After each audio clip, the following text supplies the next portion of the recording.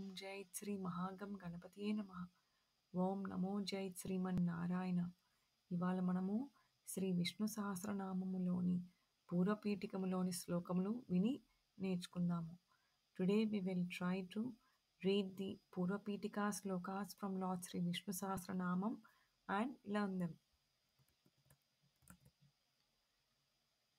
Sri Vaisampayana Uvacha Srutva Dharmanaseshena Pavanani cha Sarvasaha Yudhishthiraha Santanavam Punareva Abhyabhashata.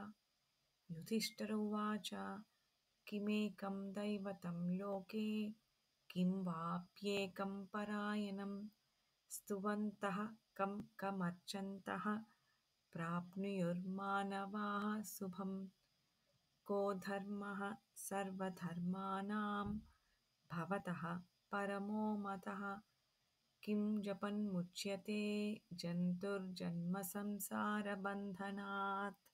Om Namo Jai Sriman Narayana.